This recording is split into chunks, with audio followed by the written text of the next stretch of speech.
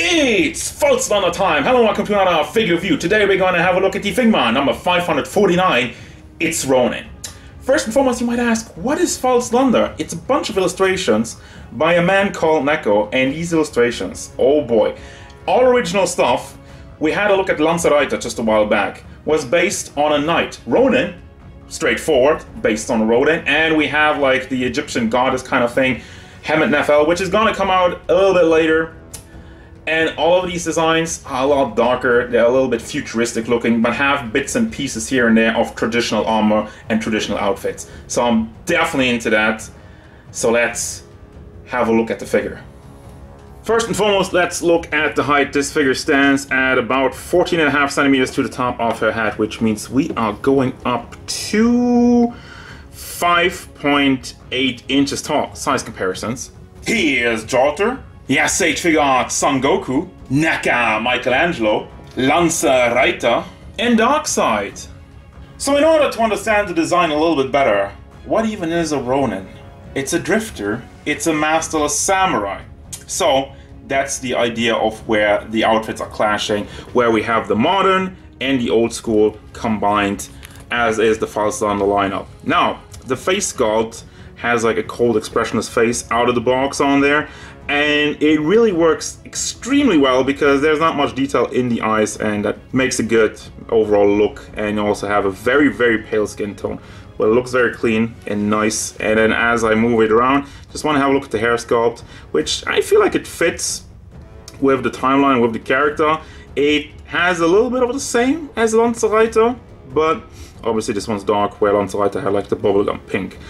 The torso is covered in this leathery looking tight suit, which, as I was saying, is the modern. You have a number on there and a bunch of belt buckles that go around it. I love the two-tone paint job on it as well. It's a lot more matte in the main black, and then you have the belt buckles that go around it, which are a little bit glossy, but not that much. But you have like the glossy part, which I feel like it would be a little bit of nylon-ish going on there, which is really standing out in a good way. And the yellow on there is painted very cleanly, as well as the metal parts. And the same thing in the back. You obviously have the hole for the base and some more detail on there. Speaking of the glossy finish, we have that also on the samurai armor, which covers the arm. You have the matte finish that goes all throughout it, and then just the glossy part on what would be the armor, which makes it look even a little bit better, and I appreciate that. The paint really sticking out in a good way this time around, as I can't really see any big blemishes on it. You know, I always want to have a deep dive, deep look on the paint. The upper part looks pretty good. Let's see if the lower part holds up, which has a lot more of the samurai style. I love the molded detail on top, which goes all the way around, and we have some more rings on the side, and this, I'm just gonna call it a huge scarf, even though, you know, if there's like traditional Japanese words for this kind of robe, let me know down in the comments. Unfortunately, I'm a little bit unfamiliar with these things, but I love the molded detail also on there. Scarf looks very beautiful, and we have the gold lines, which have some small slips, and then the big rope that goes around it. And we have a bunch of articulation points also. It cuts it up a little bit, but not too much for me to hate on it. And the beautiful design on the lower half really stands out as well. I love the design on it. And also has like a little bit of more gold, like a light gold on it, with the black. Really stands out and really makes it pop. And again, back to the scarf to give you another look at that. It's curled up in the back, so that makes it look a little bit more dynamic. And down to the shoes, which have the silver high heels on there, but also another bolt, it seems to be in it. And I didn't forget, but there's a lot I have to uncover here. But it's Pantsu time. There's no Pantsu. There's no Pantsu. Pantsu not found. Error. Worst figure ever. Payne.exe has stopped working. Okay, never mind. Yeah, she doesn't have Pantsu. But that's because this is all covered up. Of course, if you would lift it all up, it looks weird. But we have another piece for that. So there is a what I call light mode for the figure, but I want to have a look at the articulation with the figure with everything on there, while the main outfit when I say everything, you know, there's going to be more. There's going to be more to it, so stay tuned for that. First and foremost, the head. Basic stuff with Figma, you have a big ball hinge which goes into another ball into the back of the head, so you can bring it forward. Not really much blocking it, so it does work very, very well. Also swivels. The shoulder articulation has a ball hinge and another ball in there, so you can rotate those two around. This one is pretty blocked, and there's not really much to pull out here. It's really covered up. Usually they hollow this out a little bit more, so it still gets a good range with the hinge on it, but back and forth motion, not so great, I guess. It's fine, but nothing to write home about. Then you have a swivel for where the armor starts, and then you have a simple ball hinge in the elbow. This doesn't move with it, but it is soft plastic, so it doesn't at least break off. You got another ball hinge in the hand which goes up and down, and also can be used as a swivel. For the chest area, obviously it gets busy down there, but the upper part is very nimble. And again, the belts obviously is all just molded on there. Might break up a little bit, but it would be better. Like, this is better obviously than if they would have just put everything over there, and then it would have just hindered the articulation. But I really love the forward motion here. Get some good stuff. And the lower part, the hip part, also can rotate in the entire rope. That's why they made it without pantsu, and I think it works a lot better.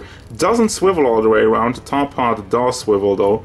Forgot to show you that. But as for the upper part of the rope, that is packed in the front and also in the back, so it has a little bit of wiggle motion to move it out to the side, which helps with the rest of it. Oh boy, there's a lot going on over here. So let me open this up a little bit so you can see. You have actually, usually they just make the soft plastic and they're done with it, but no, you have a hinge in there which is completely connected to the soft plastic piece, so you can bring that up all the way and rotate it around.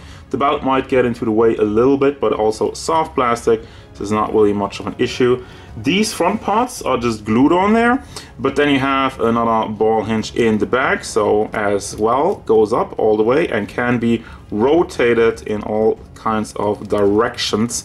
We have another ball hinge down here, which is a little bit more limited because it doesn't have the greatest room to wiggle around, but it does go up and down, and it does have some side-to-side motion. Best part about it, it doesn't really break up the sculpt, because like they continued to draw it under there, so you can still somewhat line it up and maybe get a little bit of a different design out of it, so I like that. The legs is standard stuff, and also, by the way, we didn't really have a look at the legs, but there it is. There's not really much going on, so that's why I didn't really focus on it too much. So the legs still, despite all that's going on there, has a decent kick, goes out to the side, but not really to the back, because obviously it's completely blocked. And by the way, yeah, this part is just soft plastic, there's no hinge on that, but you have this big piece that just holds everything together, which I don't really know, it's kind of weird. But still, have the ball hinge in the knee and another ball hinge in the foot, which goes up and down and has some rotation in there. Let me see if I can get it side to side. Obviously it swivels on top, but I was gonna try to move it as a pivot. Hold on to the upper part, and the pivot is not really great, but it is there. But then again, you can't really pose with the high heels. Well, you can pose it because of the entire rope kind of holding her up, and also in the back, I almost forgot, you have the ball hinges for the scarf part, so you can bring that out and up and down without any trouble. Now let's get to the more interesting part of the figure.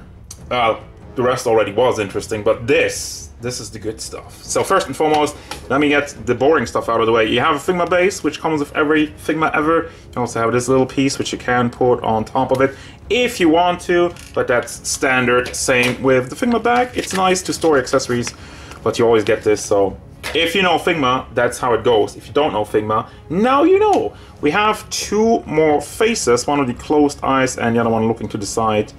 She always looks kind of sad, but I guess so is the life of a Ronin. And you also might be noticing, well, what's up with this head sculpt? This is obviously specifically molded for her Ronin Gaza, if I pronounce this correctly, which is this big kind of Raiden style head. You know, I just say Raiden style because Mortal Kombat. That's the first time I saw a head like this, I think, I remember. Anyway, it looks good. It is like in a matte finish, but also has some more shiny going on the side. You have this little piece which is hanging off, and the golden circle with the cross in it, and the holes in the front, so she can actually see something, and that just kind of pegs into this headpiece, if I can demonstrate this. But be careful with the Ronin Gaza, because this is hard plastic, but it's really freaking thin. Like, if this character takes a tumble, oof, I don't want to crack that. So be aware of that. And then here's, like, for the light mode, if you want to take off the entire rope part, you just connect this for the light mode. So we kind of have Ponsu. Well, we don't really have Ponsu, but we have Bud. So there you go. Fan service saved. Review is saved with the fan service. Doesn't have any articulation point for the hips, but just for the legs. So I'm at, you know, it's a different hip part, so I'm not complaining. Then you have the hands. Got one like this big gripping hand for the sheath of the sword, and then we have two more hands which hold on to the sword. One's bigger, one's a little bit smaller, because she has two types of swords. And then we have another one which is I think that's like for the small sword. And then the fists and the open hands, some more standard stuff. So the swords obviously have the small sheath for the Tanto sword. Well, what if I want to display it? You just take this off and you can display it. You can't actually put the sword in there, which is a little bit of a disappointment, I guess. But that's about as far as it goes in, so you can't really display her. Pulling it out, also this goes, if you're wondering. I wasn't really focusing on that part on the figure. You have the big sword that goes on her right side, and the small Tanto which goes on the back. And then we have the big one, the Yodachi sword, which is incredibly huge, actually bigger than the figure itself. Huge thing. And it's also one of the things with the Falslander lineup. You have these big giant swords, which in this one, you can't connect the handle, you can't disconnect the handle, because I think it should go in there as the instructions have told me. You can slide this entire piece in. I don't want to force it more than this, because here's already where it starts to block a little bit. I would highly recommend heating this up, and if you're trying to put it all the way in, because you don't want to scratch your blade, because it's nice and shiny, but also fairly thin, and has some more purple on the lower half. You can also move this around, and then you have the entire sheath, which again has some of a matte finish, but also a little bit more shiny parts on the top half, and some more detail in there with some more matte. But yeah, also just pack that in to the figure, and there you go. Final thoughts, and I gotta say, this is another one I'm really happy with. I mean, first and foremost, I fell in love with the neco design the first second I saw it, so I don't need to go over that as much. It's still chock full of detail, and I like the combination of the old school and the new school, and they brought it to life in such a good way. You know, making illustration is one thing, but then make a good figure out of it is another one. Now, on my copy, also, the quality control is excellent, I might say. I don't really have much trouble with the paint. Obviously, quality control can change from figure to figure, so don't point fingers at me if yours doesn't look as good. And why is this like down like that? Okay. And the accessories is really what makes this just another whole step bigger and better. And this figure just has a presence to it. And finally, I guess the articulation is standard stuff. It does its job. I mean, they did a lot of joints to move the robe around, so I guess I gotta give him respect for that. And yeah, sure, it's also a little bit more expensive, but considering the sheer size of some of the accessories and what went into even making this mold, I can understand it. So I do really much appreciate this figure, and I do also recommend this figure. Of course, if the design is your cup of tea, and I think that's what's gonna make or break the Falslander line. I think it's something different, it's something unique, I love the idea, and that's why I highly support it, and that's really it. That's gonna do it, guys. As usual, thank you very much for watching. Don't forget, if you enjoyed this review, hit it up with a like, and subscribe to the channel so you can stay tuned for more figure reviews, card game stuff, and whatever Ronin wants.